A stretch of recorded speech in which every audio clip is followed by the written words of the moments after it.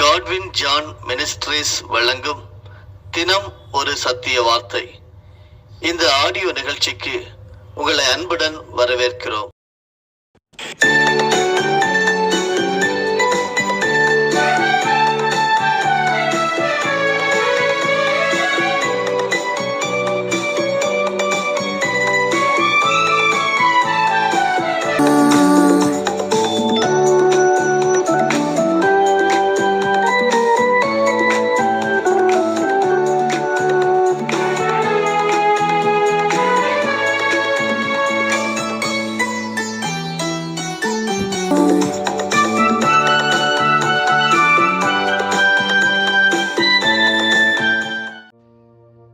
பிரியமானவர்களே, நம்முடைய பிதாவாகிய தேவனாலும் கர்த்தராகிய இயேசு கிறிஸ்துவினாலும் உங்களுக்கு கிருபையும் சமாதானமும் உண்டாவதாக.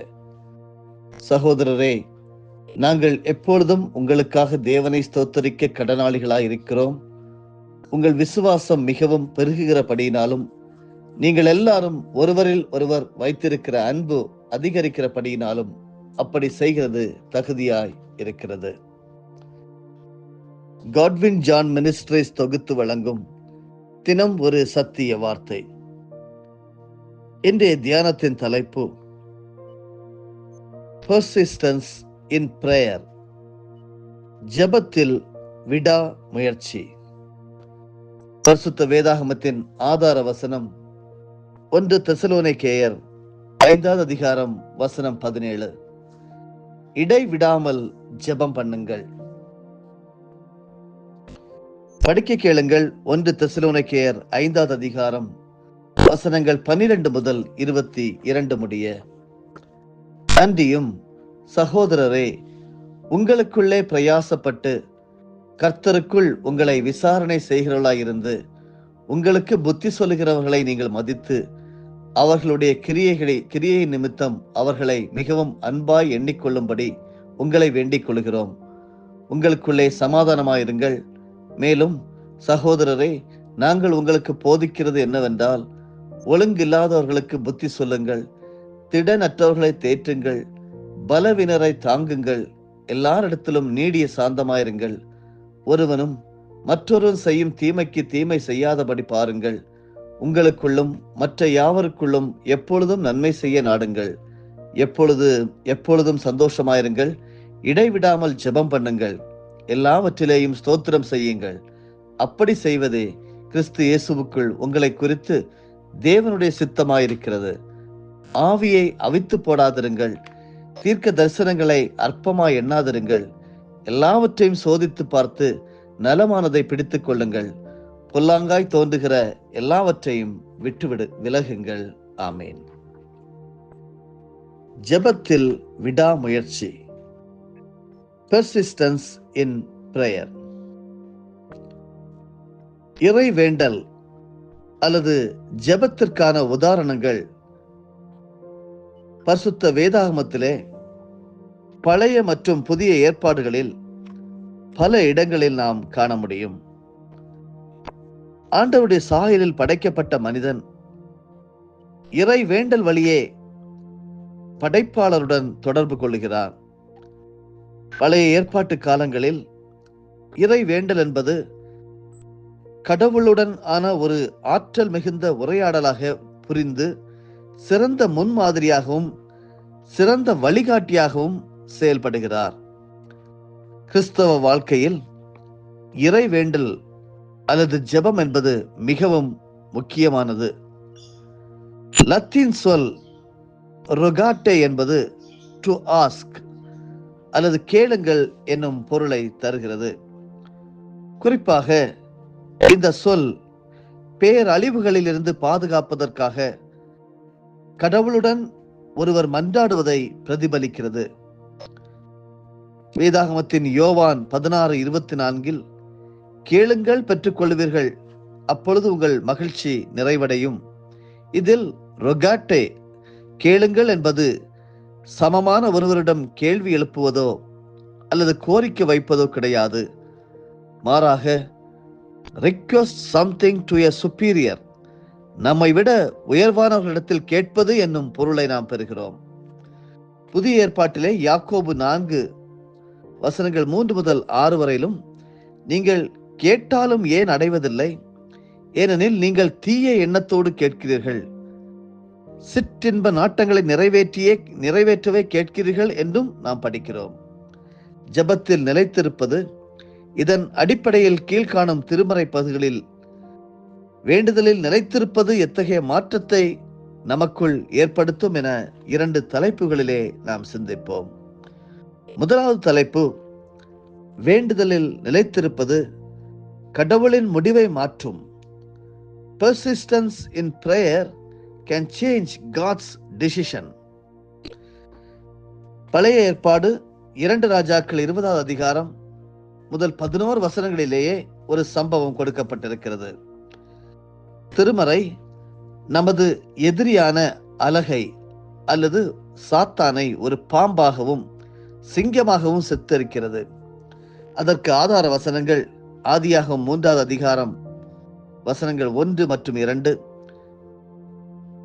2 கொரிந்தியர் 11வது அதிகாரம் முதல் 4 வசனங்கள், 1 பேதுரு 5வது அதிகாரம் வசனங்கள் 8 மற்றும் 9. அலகை அல்லது பொதுவாக சாத்தான் என்று சொல்லக்கூடிய அவன் நம்மை ஏமாற்ற ஒரு பாம்பாக முதலில் வருகிறான். அவனுடைய முயற்சி தோல்வியுறும் போது அவன் நம்மை விழுங்க சிங்கமாக திரும்புகிறான். இந்த அனுபவம் தான் அரசர் எசேக்கியாவின் வாழ்வில் நடந்தது. முதலில் பாபிலோனியர் எருசலேமுக்கு வந்தனர். யூதா எவ்வளவு செல்வ செழிப்பாகவும் வலிமையாகவும் இருந்தது என்பதை அறிந்தனர். பின்னர் அசீரிய இராணுவம் நிலத்தை அழிக்கவும் எருசலேமை கைப்பற்றவும் யூத மக்களை அசீரியாவுக்கு நாடு கடத்தவும் வந்தது. பாம்புக்கு, அதாவது பாபிலோன் தப்பித்த எசேக்கியா சிங்கத்திடம் அசீரியா வீழ்ந்தார். அசீரிய படைகளை கண்டு அஞ்சி அவர்களிடம் சரணடைந்து போரை தவிர்ப்பதற்காக வரி செலுத்தினார். இதனால் கடவுளின் கோபத்திற்கு ஆளானார். கடவுள் எசேக்கியாவை தாழ்த்துவதற்காக அவருக்கு கடுமையான ஒரு நோயை அனுப்பினார். கிமு 687 அவர் இறப்பதற்கு 15 ஆண்டுகளுக்கு முன்பு இந்த நிகழ்வு நடந்தது. எனவே அவரது நோய் மற்றும் குணப்படுத்துதல், அத்துடன் பாபிலோனிய தூதர்களின் வருகை ஆகியவை கிமு 720 நிகழ்ந்தன. அடுத்த ஆண்டு அசீரியர்கள் திரும்பி வந்து எருசலேமை தாக்கினர். அசீரியர்களுடன் சமரசம் செய்து கொண்டதால் எசேக்கியாவை ஒழுங்குபடுத்த கர்த்தர் இந்த நோயை அனுப்பினார் என்ற புரிதல் உண்டு. அதே வேளையில் அரசர் பெருமையடைந்தார் என்றும் கர்த்தர் அவரை தாழ்த்துவதற்காக நோயை அனுப்பினார் என்றும் நமக்கு சொல்லுகிறது. 2 குறிப்பேடுகளிலே யூதாவின் அரசன் எசேக்கியாவின் ஜெபம் 3 இடங்களில் பதிவு செய்யப்பட்டுள்ளது. 2 ராஜாக்கள் 20வது அதிகாரம் முதல் 11 வசனங்களிலேயும், ஏசாயா 38வது அதிகாரம் 1 முதல் 6 வசனங்களிலேயும் கடவுள் எசேக்கியாவின் ஜெபத்தை கேட்டு பதில் அளித்தார். அவர் எசேக்கியாவின் ஆயுளுடன் 15 வருடங்களை கூட்டிக் கொடுத்தார் என்று சொல்லி நாம் படிக்க முடிகிறது. கடவுளின் ஞானத்தை தேடாததால் எசேக்கியா ஏமாற்றப்பட்டார். கடவுளின் கோபத்திற்கு ஆளானார். நோயை வர பண்ணி அவரை அழிக்க எண்ணினார். ஆனால் அசீரியர்கள் தேசத்தை ஆக்கிரமித்த போது அரசர் கடவுளை தேடினார். தன்னுடைய உறுதியான வேண்டுதலை வெளிப்படுத்தினார். ஆண்டவர் அவருக்கு வெற்றியை கொடுத்தார். எசேக்கியா தன்னை சுற்றி இருப்பவர்களுக்கு விளக்கம் அளிக்காமல் அவர்களை விட்டு விலகி இறைவனிடம் வேண்டுதல் செய்தார். 2 ராஜாக்கள் 20:3 மற்றும் ஏசாயா 38:2 எசேக்கியா ஆண்டவரின் வாக்குறுதியை நினைவுபடுத்துகிறார். இந்த எசேக்கியா வாக்குத்தத்தம் தாவீது மற்றும் அவருடைய சந்ததியுடன் உண்மையுள்ளவராக இருந்ததை நினைவூட்டினார். வேறு வார்த்தைகளில் கூறுவதானால் தாவீதின் உண்மையுள்ள மகனாக அவர் தன்னை வெளிப்படுத்தினார். எசேக்கியாவின் வேண்டுதலுக்கு தேவன் பதிலளித்தார். எப்படி குணப்படுத்துவது என்று ஏசாயாவுடன் சொன்னார்.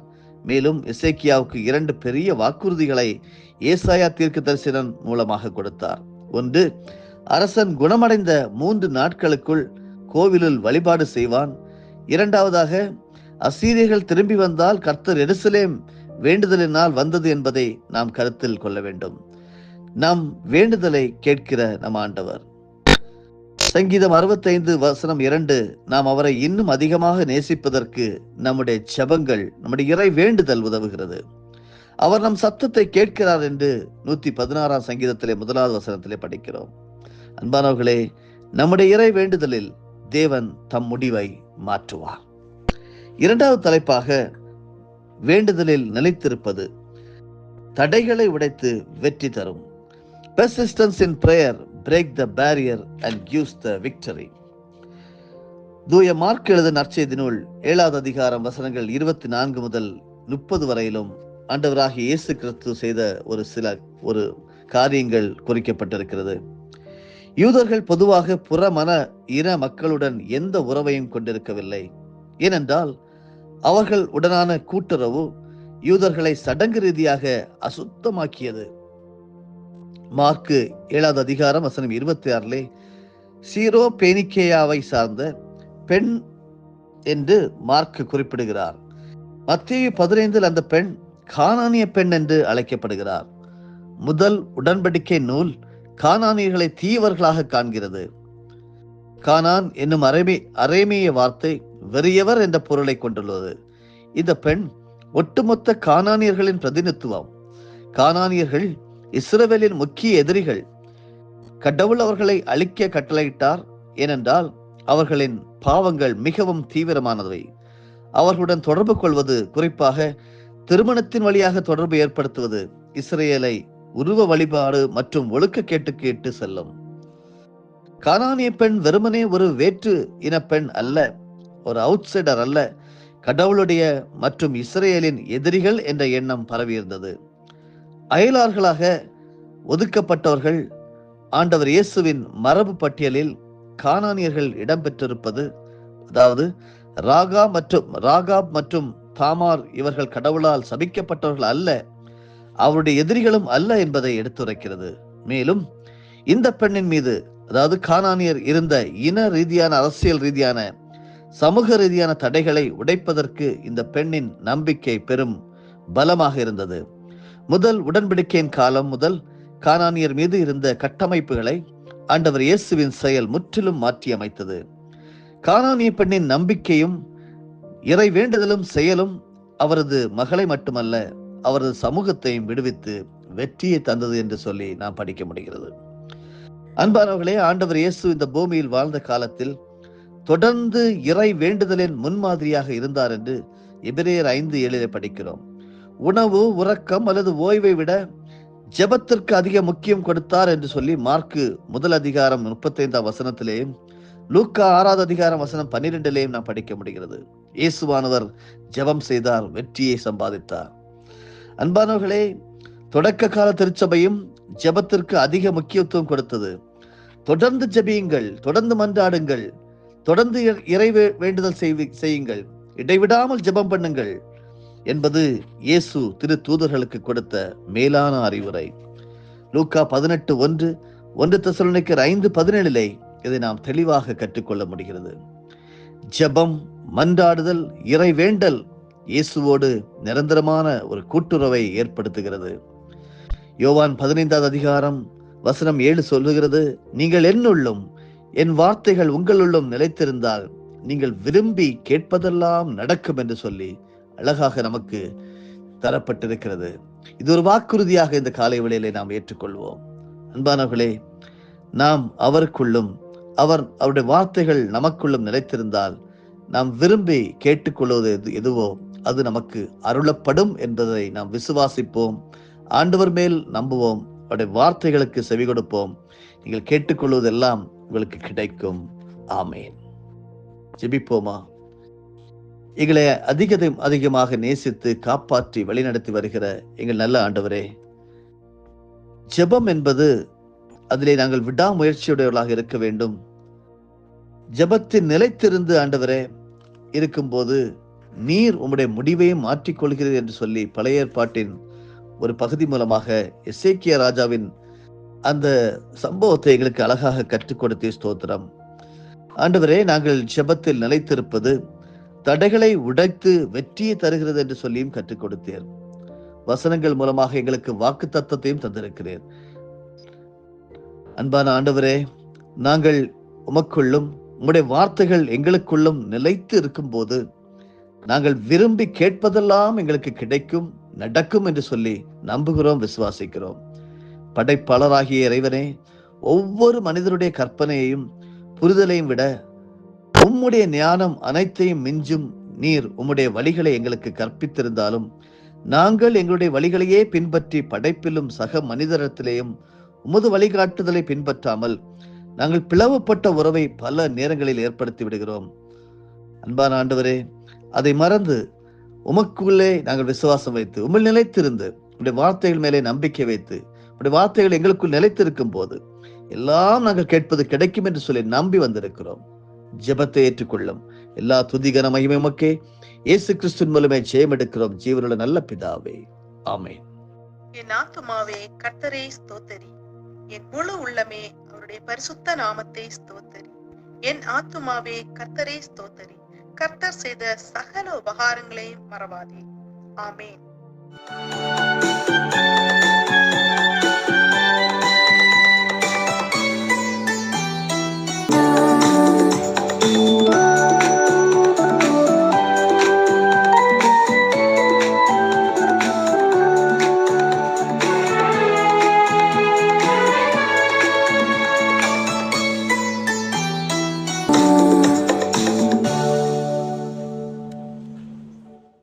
நம்முடைய ஆண்டவராகிய இயேசு கிறிஸ்துவின் மூலமாக உங்களை நாங்கள் மனமாற ஆசீர்வதிக்கிறோம்.